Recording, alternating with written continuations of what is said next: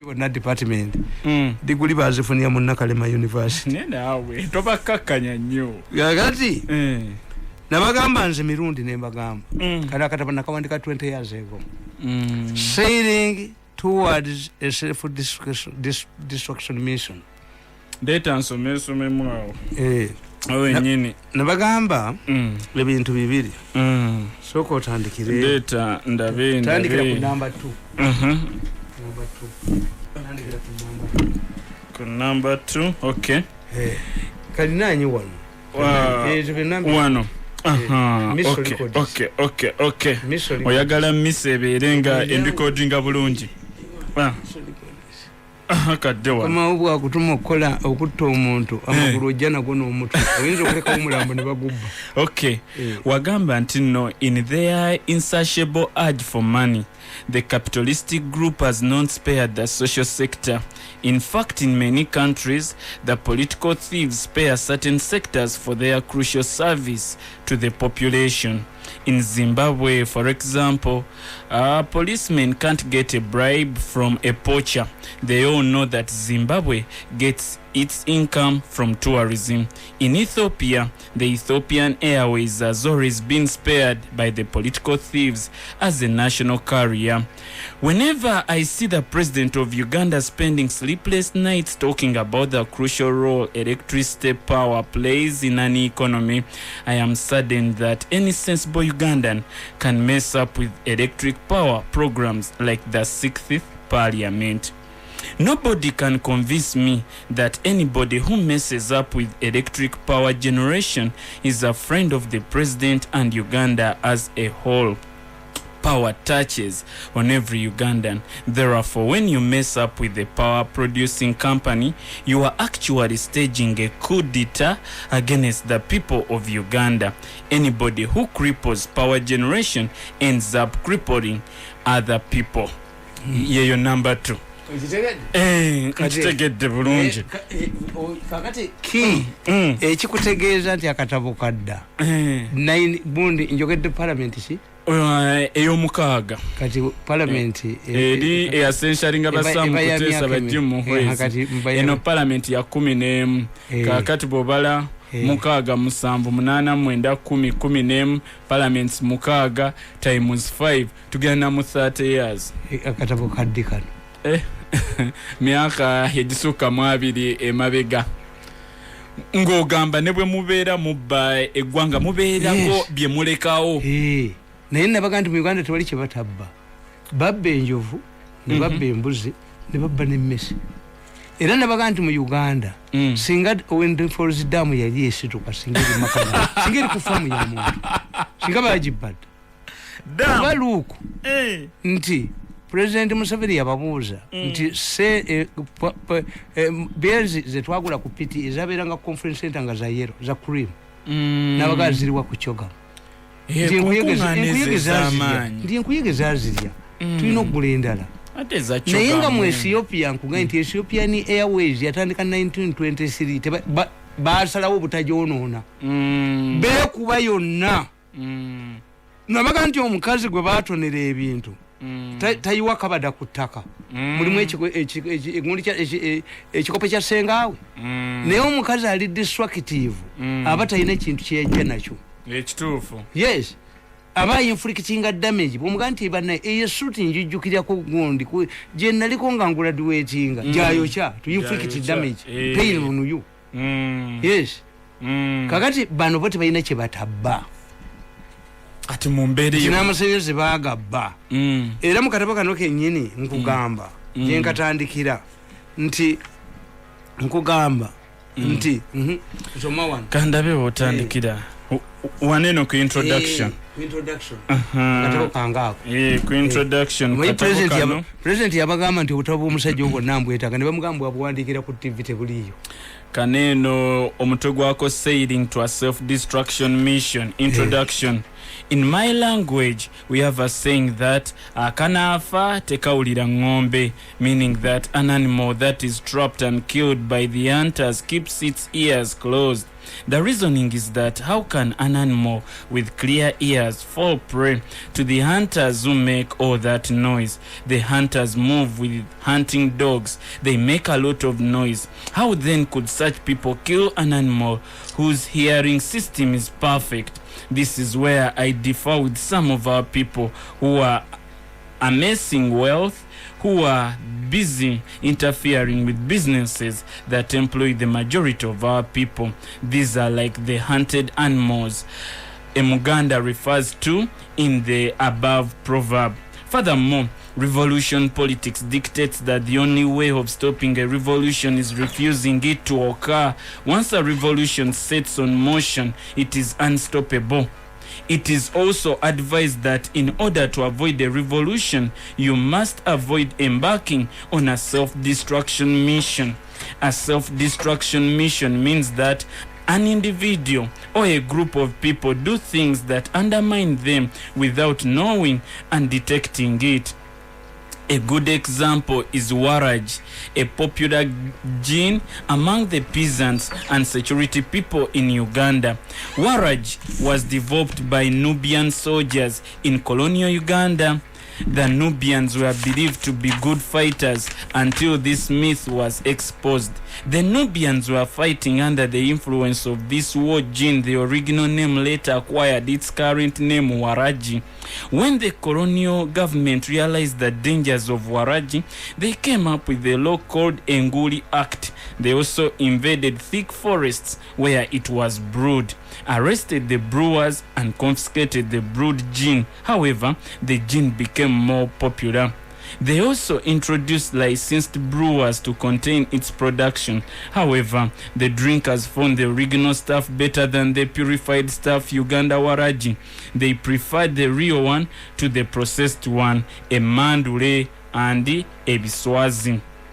After failing to eradicate Waraji brewing, the British colonial officials changed their approach from legal to persuasions. Medical doctors pointed out the dangers of Waraji. This also failed. Why? The doctors pointed out that heavy Waraji drinking affects the liver and causes gradual death. Responding to these medical findings, the Waraji drinkers came out with a defense. Chigasachi okufana ekibumba ekiramu. They wondered what advantages one would get by dying with a good liver. The British failed to answer. They lost the battle against the Waraji. This was because those who consumed it wrongly believed that it was not in their interest to save their livers. Like any other person embarking on a self-destruction mission, the Waraji drinkers did not realize the health hazards to Waraji. Abana ba mafia bugeni. Wandika ko 20 years ago. Myaka mingi emali. Nti ababbi bo tebamanyi. Nti bwe mubba sente z'emmere. Kati sente z'emmere 59 billion baziba. Ezo tugulira. Uli na myusa. Zabibwa abantu babiri. Ebe bajja ku frontira yino. President abatuuza. Anedda Tamale atawo otubuzizza. Ate bali be bakwata. President ababuuza. Abayita bonna. Abaga nti amugondo lokapu Kampala. Ekibuga nkiggala. Nkiggala. Abantu abali mu Kampala mulimu bameka. Nti abantu nga kadde kamu n'ekitundu ku miliyoni 2. Bagamba miliyoni 5. Soko olinde mu Kampala. 5 miliyoni. N'abajja ku macha ne bafuluma ne bagenda. Ono woli mukugu nnyo. It is true. Owoli abadde mu UN mu refugees. Bamu omulimu Malaysia n'atagenda. Bamuyita wano kuba babbira nnyo mu bagezi. President amugamba nti owoli nti when experience nti wakolako wanawa. Namugamba nti abantu abo bambalire sente ze balya. Abe Kampala. Nti baba miliyoni 5 sebo. Balina okubeeramu n'akawunga kilo 3. Yabala wiiki esooka. Abala wiiki esooka ya lockdown. Ya lockdown. Ategeere nti enegenda kubeera li current expenditure. Kuba bakwica emisana olina okulya ekyekulu. That was Museveni's ogundi. Kakati bwaba wafa 59 billion. Eza wiiki esooka mu Kampala. Ya lockdown. Bwe batuuka mu kkubo. Ne babaako gwe bakubira omunene n'abaga nti ezembo muzisibe. Ezimbo muzisibe ne bazisiba. Ne bazijjawo ne wali sente. Waliwo abadde yayita ennyo omulokole kyamukwatiddeyo. Omulokole? Anti bano tebamanyi bo bali tebalabwa. Bano basajja ba mu Western bamu Eastern omu kuba ayagala bwa president era agabya akawunga ewaabwe okwekutula bano tebalabo yakuba essimu munene ng'enjovu yakuba essimu bakwate bano ate president omusango yaguzeemu Museveni has reviewed all of the cases according to these people baga nti this man has also reviewed this case of the husband of this fat woman nengamba Kigundu fat woman bogerani Major Kigundu Sheikh Major Kigundu webatira wale masana he has also reviewed the husband of this fat woman Chogamba te president gagudda mwacha batugamba ADF ya time byonna yabizeemu nategeera nti baamukuba bajizinga nga buzizi yagaye nti mwata batanga abantu bange nga simanyi ne baleeta eno ne bacyange naye lero gundi kana mumyuka lero akulogana mumyuka nakale magana mumyuka nakulubya gana mumyuka ne kabushenga gana mumyuka ene nsegenda kubeera ndala nnyo president yafunye data coronavirus ne bachabba nzikyembe gunyako kakati bano mu Uganda where people don't have risk watches ogamba oti omuntu nti curfew ne mutandika okuba abantu emigo mbabuulira buli DPS atuma abaana be okubba abantu ku road block ne bamutwali emitwalo 10 ne bavaayo biri recorded ogenda okulaba engalabiza ba DPS bwe badduka kino ekintu kinaaleka wani bana kino kinaaleka wani DPS n'engalabiye n'abatuma nti mubatandika bakwate sawa nga tezinnawera buli kutuleeta wana emitwalo 10 gye babasasula mu n'ebyuma biba recordinga video gundi DPS n'engalabiza mmwe It's not a question of curfew. Oba tisa badipisi. Binda nkube. Tamale. Omusajja na student n'omugamba omusito gw'ennyama gwamulemeddewo. Nkubulira. This country is bane coronavirus ali onkanga n'abeerawo. Enkuba eri onkanga. Muzeyi n'afuna ku time. Ekiri mu fumbiro. Kakati soko somekano.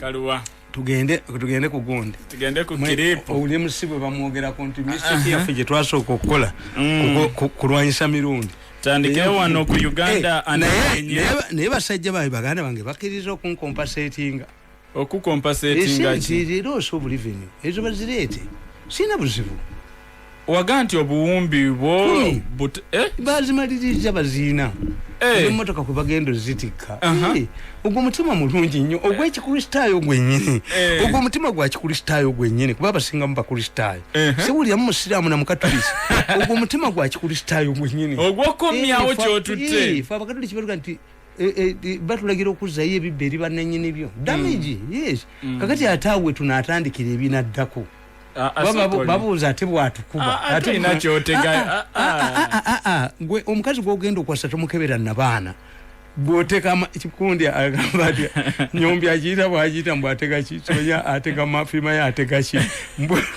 ayina bwakiyita gwe mutege akamasu mutege kubanga eno compensation no compensation si bribe ne president yajikirira yenda osinga eyo esente bazimaliza revenue egenda kijjako omusolo teyina weyingira mu kimafia ngenezijjawa zita kwa kaunti zigenda kuta kwa kaunti bino bya kimafia nkola ya kimafia oyinza okutakisinga ekimafia wala gye omujjako omusolo benjaga twatwale toyaga kusasula musolo Tamale tekuliko bino tutradinga bino bivuma kale akatabo kano bakayita the Mafia Panic Conference the Mafia Panic Conference katandikibwa dance kende wakawandiika ngoli ekabalagala kusawa 11:45 Wednesday nga 24 October 2018 somawe wali ku Uganda and Ugenya Musisi's decision poses a serious threat to the mafia. You know where it is. Oyinza utarecording. Okurecordinga ko kuli sinza utarecordinga. Okay. I stated in my earlier submission that whatever decision the president makes, Musisi is the winner. Imagine a scenario of a housemaid accusing the master of the house for being responsible for her pregnancy. If the man becomes frightened to the extent of asking the girl to count the days of her monthly periods, then the girl has won. If the man is innocent, there shouldn't be a reason for retracting the monthly period of the house girl. What for? If the man never had sex with the girl, at such a stage, the dispute can perhaps be along the paternity of the unborn child, but the facts would be clear that the head of the family is stooped too low and slept with the housemaid. This means if Museveni accepts Musisi's resignation, then he must admit that the Musisi he has constantly praised as having done wonders in Kampala city is not the one who has resigned. In normal circumstances, the Musisi that Museveni praised to the extent of asking God to give him 100 Musisis should be heading for bigger assignment and perhaps the Ministry of Local Government.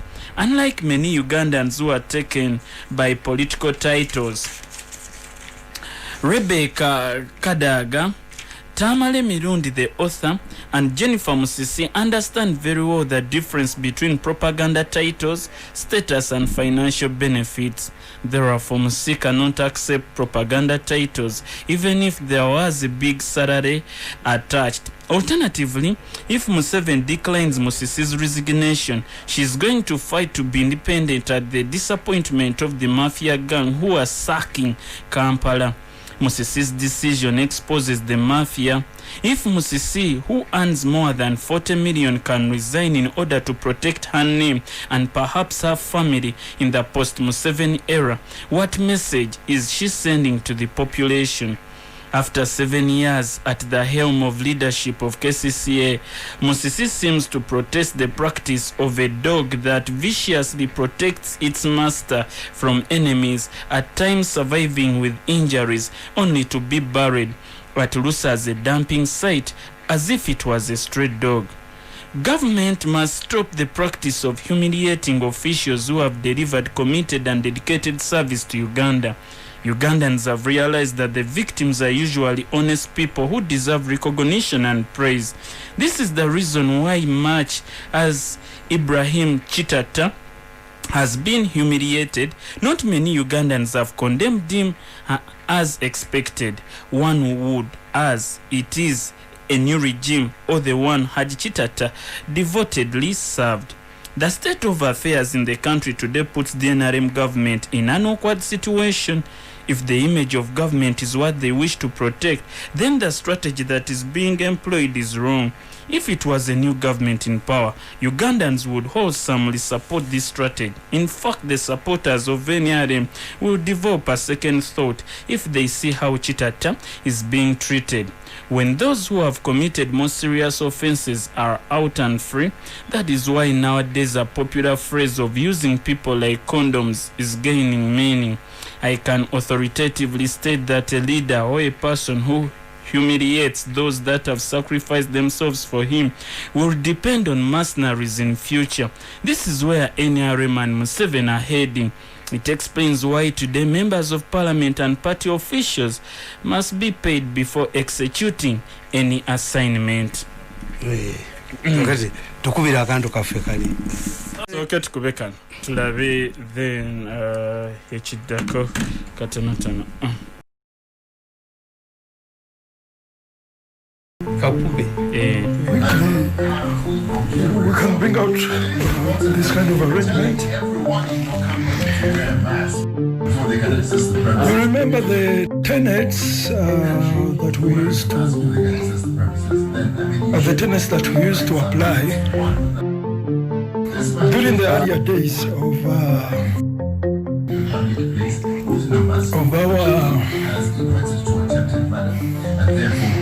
should I call it business? Oh, of course, you can call it business. Not particularly business, because if I call it a business just, we might miss out the actual concept. And so I'm going to call it the previous tenets of the fellowship. We had a lot we used to follow.